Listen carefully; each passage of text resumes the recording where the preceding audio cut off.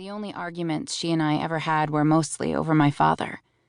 Mom never wanted to talk about him. She refused to talk about him, and so I snuck around her back to try and learn more. I was 6 years old when I first realized I didn't have a father. Until then, I was too oblivious to see that other kids did and I didn't. Mom and I lived alone. We kept to ourselves much of the time. I didn't go to preschool, and I didn't have friends. I didn't know much of anything outside of my world with Mom, not until school began. And then my world grew exponentially larger, though still, in comparison to everyone else's, it was small. It was my first day of kindergarten when I realized that all of the kids in the class, aside from me, had both a mom and a dad. I remember that day organizing our belongings inside the bulky metal cubbyholes while our moms hovered in the classroom, talking to the teacher, talking to other moms. Everyone except for my mom, because she stood there alone, talking to no one. This confused me. Why didn't Mom talk to the other women? But what confused me even more was the huddle of men in the classroom, a whole busload of them. Not just moms, but moms and men.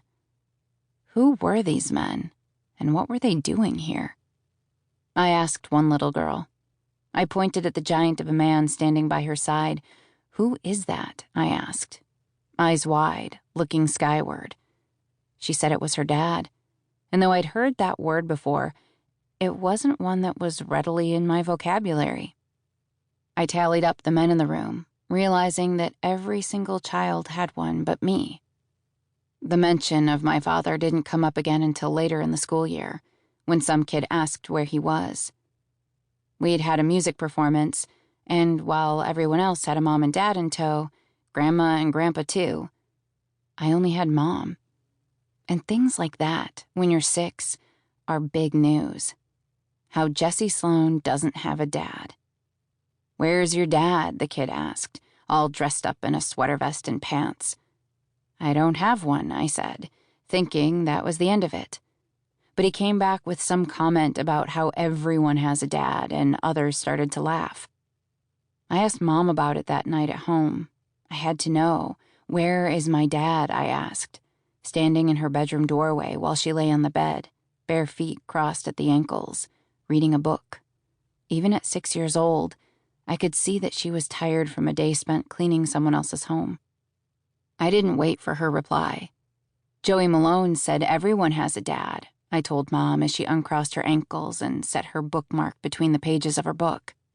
"So where's mine?" I asked, feeling aggrieved all of a sudden.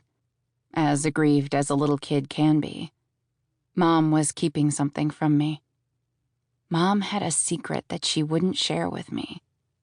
Mom's face turned as red as hot coal. Joey had no right to say that, she told me. Not everyone has a dad, not you. But her answer came with no explanation. Maybe he was dead. Maybe they were divorced. Maybe they were never married in the first place.